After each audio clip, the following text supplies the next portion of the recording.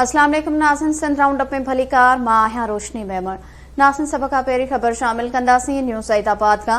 अवां खे ॿुधाईंदासीं मुड़ुस हथां क़तल कयल लेक्चरार अफशां जमाली जो मढ़ मिट्टी मां हवाले कयो वियो आहे, जॾहिं त वाक़े जो केस दाख़िल न थी सघियो आहे। तफ़सील मालूम कंदासीं, वीडियो लिंक ते मौजूद आहे अब्दुल कादिर लाखो। जी अब्दुल कादिर, छा तफ़सील आहिनि? जी बिल्कुल, न्यूज़ सैदाबाद वेझो बखर जमाली में कारा जे इल्ज़ाम हेठि तहत मुड़ुस इमदाद जमाली था लेक्चरार ज़ाल अफशां राबिया जमाली मुबैना तौर गोलियूं हणी क़तल करण वारे जो वाक़ियो आहे न्यूज़ सैदाबाद थाने ते जिते केस दाख़िल आहे उन ते न थी सघियो आहे।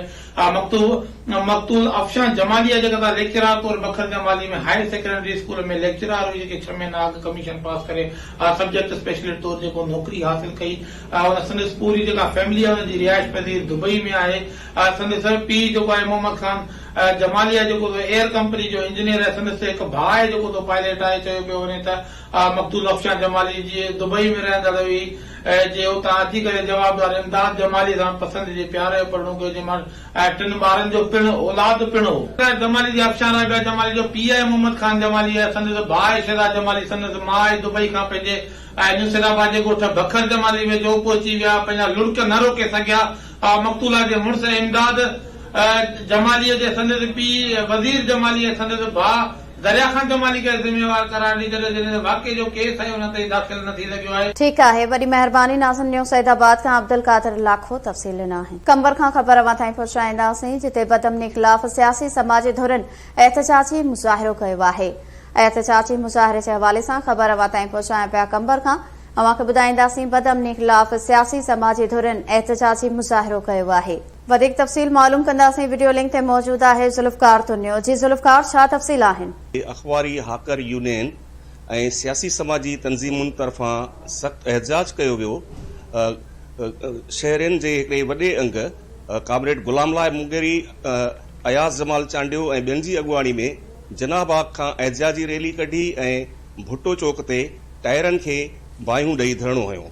इन एहतजाज खां पोइ 11 ॾींहनि जे मुसलसिल एहतजाज खां पोइ नेठ कंबर पुलिस एहतजाज कंदड़नि जे अॻियां गोॾा खोड़े छॾिया ऐं कंबर जेको सदर थाणे जो जेको SHO आहे ज़ुल्फ़कार चन्नो, उन एहतजाज कंदड़नि वटि पहुतो ऐं उन्हनि सां ॻाल्हियूं कयूं। ऐं जेको हाकर यूनियन जो सदर आहे गुलामलाल मुंगेरी, उन जे भाउ खां 24 ॾींहं अॻु फुर थियल जेका मोटर साइकिल आहे ऐं ॿी रोक रक़म, उहा 3 ॾींहनि जे अंदरि रिकवर करण जी ख़ातिरी कराई। ऐं उन जी पुलिस जी अहिड़ी ख़ातिरी खां पोइ शहरनि जेको आहे हे लगातार जेको 11 ॾींहनि खां हलंदड़ एहतजाज हो, उहो एहतजाज जो सॾु वापसि वरितो। एहतजाज कंदड़नि चेताव ॾिनो त जेकॾहिं 3 ॾींहनि जे अंदरि इहा रिकवरी न कराई वई त हिकु भेरो ॿीहर एहतजाज जो दाइरो वधायो वेंदो। ठीकु आहे, वॾी महिरबानी नाज़रीन। कंबर खां ज़ुल्फ़कार तुन्यो तफ़सील ॾिना आहिनि। हाणे अवां खे ॿुधाईंदासीं, असां सिंधूअ जा वारिस आहियूं जे सिरे हेठि सिंध एकता जे रंगनि में रंगिजी वई आहे।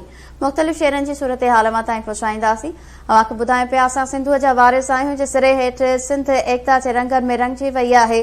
सक़ाफ़ती शयुनि जो विकिरो बि तेज़ थी वियो आहे, जॾहिं त मुख़्तलिफ़ शहरनि में तक़रीबूं जारी आहिनि। डीपलो खां वीडियो लिंक ते मौजूद आहे फरमान बजीर। जी फरमान, छा तफ़सील आहिनि? जी बिल्कुल, ये डीपलो में KTN न्यूज़ ऐं कावस जे सॾ ते असां सिंधु जा वारिस आहियूं जे सिरे हेठि जेका मच कचहरी कोठाई वई हुई, जंहिंमें मुख़्तलिफ़ मकतब फ़िक्र जे अॻुवाननि शिरकत कई। ऐं जॾहिं त KTN न्यूज़ ऐं कावस जे सॾ ते जेका मच कचहरी कोठाई वई, उनमें जेके फनकारनि पारां जन्नत अल फिरदौस आहिनि, ॿई कंदियूं महिराण जूं ऐं सिंध वतन वतन ॻाए महफ़िल में वेठलनि खे जुमाए छॾियो।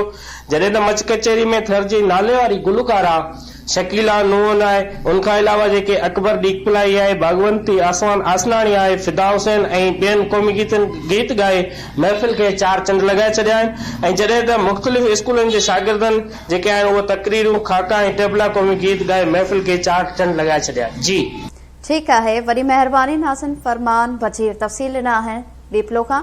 अवां खे ॿुधायूं पिया त असां सिंधूअ जा वारिस आहियूं जे सिरे हेठि सिंध एकता जे रंगनि में रंगिजी वई आहे। इन हवाले सां मुख़्तलिफ़ शहरनि जी सूरत हाल अवां ताईं पहुचायूं पिया। सक़ाफ़ती शयुनि जो विकिरो बि तेज़ थी वियो आहे। मुख़्तलिफ़ शहरनि में तक़रीबूं जारी आहिनि। मच कचहरियुनि जो सिलसिलो बि जारी आहे। इन हवाले सां पीरगोट खां वीडियो लिंक ते मौजूद आहे आमिर जुणे जो। जी आमिर जुणे जो, छा तफ़सील आहे? जी बिल्कुल, KTN ऐं कावश ग्रुप जे सॾ ते पीरगोट में एकता ॾींहुं मल्हाइण लाइ जेके तयारियूं आहिनि उहे उरूज ते पहुची चुकियूं आहिनि। KTN ऐं कावश ग्रुप जे सॾ ते पीरगोट जे मुख़्तलिफ़ स्कूलनि में असां सिंधूअ जा वारिस आहियूं जे उनवान हेठि ज़बरदस्त तक़रीबूं थियूं आहिनि, जंहिंमें स्कूली ॿार उस्तादनि शागिर्दनि पारां सकाफ़ती वहस पहिरें शिरकत कई आहे। क़ौमी गीतनि ते पिणु रक़्स कयो वियो आहे। मां मूंखे ॿुधाईंदो हलां त हिन भेरे KTN ऐं कावश ग्रुप तरफ़ां जेको एकता ॾींहुं मल्हाए पियो वञे, 1 डिसंबर असां सिंधुअ जा वारस आहियूं। उन हवाले सां पीरगोठ में जेके एकता तयारियूं आहिनि उहे उरुस ते पहुची चुकियूं आहिनि। जॾहिं त पीरगोठ जे अल शम्स हाई स्कूल जेको पीरगोठ ऐं गवर्नमेंट बॉयज़ प्राइमरी स्कूल कोडनल शाह में एकता हवाले सां असां सिंधुअ जा वारस आहियूं जर्मान वटि ज़बरदस्त तक़रीबूं थियूं आहिनि, जंहिंमें स्कूली शागिर्दनि उस्तादनि पारां सकाफ़ती वहस पहिरें शिरकत कई आहे। जॾहिं त शागिर्दनि पारां क़ौमी गीतनि ते रक़्स कयो आहे। जॾहिं त सिंधुअ ते जेके ठहंदड़ कैनाल आहिनि उन्हनि जे ख़िलाफ़ जेके तक़रीरूं पिणु पेश कयूं आहिनि। उन मौक़े ते उस्तादनि ऐं शागिर्दनि जो चयो त KTN ऐं कावश ग्रुप हर भेरे सिंध जो जेको इशूज़ आहिनि उन्हनि ते एकता जे हवाले सां स्लोगन ॾींदी आहे। हिन भेरे जेके सिंधुअ ते कैनाल अॾा पिया वञनि उन हवाले सां जेको असां सिंधुअ जा वारस आहियूं उन हवाले जेको स्लोगन ॾिनो आहे, जंहिंजी असीं भरपूर नमूने आजा कयूं था। ऐं जेको एकता ॾियारो आहे वॾे जोश ऐं जज़्बे सां KTN कावश ग्रुप सां मल्हाईंदासीं। जॾहिं त क़ौमी गीतनि ते जेके रक़्स करण दौरान जेको ॿारनि में जोश ऐं जेको जज़्बो हुयो उहो पिणु ॾिसण वटां हुयो। जी ठीकु आहे, वरी महिरबानी। नाज़िम पीर जो ॻोठ खां आमिर जोड़े जो तफ़सील न आहिनि। अव्हांखे ॿुधायां पिया असां सिंधुअ जा वारिस आहियूं जे सिरे हेठि सिंध एकता जे रंगनि में रंगिजी वई आहे। वधीक तफ़सील मालूम कंदासीं। ख़ैबर खां गफ़ूर मेमण वीडियो लिंक ते मौजूद आहे। जी गफ़ूर मेमण, छा तफ़सील आहिनि? खैबर शहर जे ॻोठ जुमा शौक़ जे गवर्नमेंट प्राइमरी स्कूल में मौजूद आहियूं ऐं अॼु जो जेको प्रोग्राम KTN न्यूज़ जे ऐलान जेको आहे असां सिंध जा वारस जो उनवान हेठि जेको आहे एकता जी तक़रीब मल्हाई थी वञे। ऐं हिन तक़रीब में जेको आहे सो स्कूल जे उस्तादनि शागिर्दनि समेत वालिदैन ऐं वॾी तइदाद में मौजूद पिणु वॾी शिरकत कई आहे। ऐं हिन एकता जे प्रोग्राम में स्कूल जे शागिर्दनि जेको मुख़्तलिफ़ जेको सिंधी गीतनि ते रक़्स करे सिंधी जेको अवाम खे जेको हिते अवाम ऐं जेको हितां जे शागिर्दनि खे जुमाए रहिया हुआ। ऐं हिन तक़रीब में सिंधी सकाफ़त जो उजागर करण लाइ हिते आयल शागिर्द जेको आहे सिंधी टोपियूं अजरकूं लुंगियूं पहिरे ऐं जो सिंधी रक़्स जेको गाननि ते रक़्स कंदा रहिया ऐं जीअं सिंधी अवाम KTN न्यूज़ ज़िंदाबाद जा नारा हणंदा रहिया।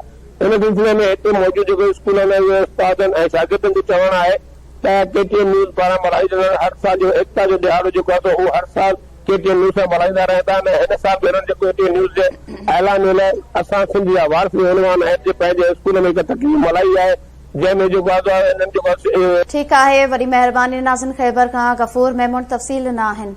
शिकारपुर खां ख़बर अवां ताईं पहुचाईंदासीं जिते पुर वाक़िए ख़िलाफ़ शहरनि एहतजाजी मुज़ाहिरो कयो आहे। तफ़सील मालूम कंदासीं। वीडियो लिंक ते मौजूद आहे ज़ाहिद नून। जी ज़ाहिद नून, छा तफ़सील आहिनि एहतजाजी मुज़ाहिरे जे हवाले सां? शिकारपुर शहर जे अनाज मंडी वारे इलाइक़े में वापारी रियाद पठाण खां 50 लख रुपया पुर वारे वाक़िए खे हफ़्तो गुज़रण जे बावजूद जवाबदार गिरफ़्तार न थियण ऐं पुर वापसि अचण ख़िलाफ़ वापारियुनि तरफ़ां रोड ब्लॉक करे धरणो ॾिनो वियो। जंहिंखां पोइ शिकारपुर जी पुलिस DSP ऐं SHO लखीदर SHO स्टोरगंज SHO फ़ौजदारी पहुची ॻाल्हियूं करे जेतूणीकि वापारियुनि खां रोड ब्लॉक थियल खोलायो आहे ऐं पुलिस उनखे ख़ातिरी कराई आहे त 15 ॾींहनि जे अंदरि जवाबदार गिरफ़्तार करे पुर जा जेका पुर थियल आहे उहा वापसि कयासीं। उन अहिड़ी ख़ातिरी ते वापारियुनि तरफ़ां फ़िलहाल रोड खोलियो आहे, पर वापारी अॻवान समीउल्ला शेख कोकरदास ऐं ॿियनि ही ऐलान कयो आहे त जेकॾहिं 15 ॾींहनि बाद असांजी पुर थियल रक़म वापसि न थी ऐं जवाबदार गिरफ़्तार न थिया त ॿीहर रोड ब्लॉक करे धरणो हणंदासीं। ही शिकारपुर शहर जो अनाज मंडी वारो इलाइक़ो आहे जंहिंखां पुर थी हुई ऐं वापारियुनि जो इहो बि चवणु हो त असां गैर महफ़ूज़ आहियूं। हिन ई महीने जे अंदरि हिकिड़े तारिक कहर खां 33 लख रुपया पुर जेको पेट्रोल पंप जो मुंशी हो ऐं रियाद खां पठाण खां 65 लख रुपया पुर थी विया। 1 करोड़ खां वधीक हिक ई महीने जे अंदरि पुर थियण जे बावजूद पुलिस हिन वक़्त ताईं जवाबदार गिरफ़्तार न करे सघी आहे ऐं दोहारनि जे निशाने ते जेके आहिनि सिर्फ़ु वापारी आहिनि हुननि चयो त असां गैर महफ़ूज़ ऐं असांखे तहफ़ुज़ नथो मिले। जेतूणीकि SSP शिकारपुर शाहज़ेब चाचर चयो आहे त जवाबदारनि जी निशानदी थी वई आहे। उन्हनि जे असां चढ़ाइयूं करे घरनि खे बि ड्रातो आहे ऐं हिन वक़्त ताईं जवाबदार गिरफ़्तार न थी सघिया आहिनि। जीअं ई जवाबदार गिरफ़्तार थिया त असां पुलिस जेका आहे वापारियुनि खां पुर थियल जेका बि शइ आहे वापसि कराईंदासीं। पुलिस हिन वक़्त ताईं जवाबदारनि खे गिरफ़्तार न करे सघी आहे। ठीक है, वॾी महिरबानी नासिन ज़ाहिद नून। तफ़सील नाहन शिकारपुर खां। शहदाद कोट खां ख़बर अवां ताईं पहुचाईंदासीं, जिते 2 महीना अॻु क़तल थियल 2 भाइरनि अब्दुल रहमान ऐं शहबाज़ बिरोही जा क़ातिल गिरफ़्तार न थियण ख़िलाफ़ धरणो हयो वियो आहे। धरणे जे हवाले सां ख़बर अवां ताईं पहुचायां पिया शहदाद कोट खां। अवां खे ॿुधाईंदासीं, 2 महीना अॻु क़तल थियल 2 भाइरनि अब्दुल रहमान ऐं शहबाज़ बिरोही जा क़ातिल गिरफ़्तार न थियण ख़िलाफ़ धरणो हयो वियो आहे। वधीक तफ़सील मालूम कंदासीं। वीडियो लिंक ते मौजूद आहे अदनान भट्टी। जी अदनान, छा तफ़सील आहिनि धरणे जे हवाले सां? शहदाद कोट में 2 महीना अॻु क़तल थी वियल 2 भाइर अब्दुर्रहमान ऐं शहबाज बिरोही जे उन्हनि जा क़ातिल जेके जवाबदार आहिनि, उन्हनि खे पुलिस इंतज़ामिया हिन वक़्त ताईं केतिरा ई मरतबा इन्हनि खे दिलासा ॾटा ॾेई करे इन्हनि खां मोहलत वरिती आहे। उन जे बावजूद बि उन्हनि जा क़ातिल जवाबदार गिरफ़्तार न थिया आहिनि, जंहिं करे वॾे तादाद में औरतूं तोड़े सियासी समाजी तंज़ीमनि जा अॻुवान हिन वक़्तु कोटू मोटू चौक ते टायरनि खे बाहियूं ॾेई एहतिजाजी मुज़ाहिरो करे धरणो हणी वेही रहिया आहिनि। उन्हनि इहो IG सिंध खां मुतालबो कयो आहे त शहदाद कोट में वधंदड़ बदअमनी समेत पुलिस अहलकार सैयद गदा हुसैन शाह ऐं उन सां अमानुल्लाह बिरोही ऐं 2 माण्हू जेके आहिनि अब्दुर्रहमान ऐं शेर खान, उन जा जेके शहबाज खान, उन जा जेके क़ातिल आहिनि, हिन वक़्त ताईं पुलिस इंतज़ामिया जेके गिरफ़्तार न करे सघी आहे। शहदाद कोट में वधंदड़ बदअमनी ते कंहिं बि क़िस्म जो कंट्रोल न थी सघियो आहे। रोज़मर्रा माण्हुनि खां फुरूं थियनि थियूं, क़तल थियनि था, पर हिननि IG सिंध खां इहो सख़्तु मुतालबो रखंदे घुर कई आहे त SSP कंबर शहदाद कोट जेको आहे उनखे हटाए ऐं बदअमनी ते बुंजो ॾेई ऐं जेके क़ातिल जवाबदार उन्हनि खे फौरी तौर ते गिरफ़्तार कयो वञे। ठीक आहे, वॾी महिरबानी नासिन। अदनान भट्टी तफ़सील नान शहदाद कोट खां। ख़बर शामिल कंदासीं। तलहार वेझो 2 मोटरसाइकिल ऐं ट्रैक्टर ट्राली में टक्कर थियो आहे, जंहिंमें 3 ॼणा फोत थी विया आहिनि, जॾहिं त 2 ॼणा ज़ख़्मी थी पिया आहिनि, जिन खे अस्पताल मुंतक़िल कयो वियो आहे। वधीक तफ़सील मालूम कंदासीं। वीडियो लिंक ते मौजूद आहे रुस्तम कहरी।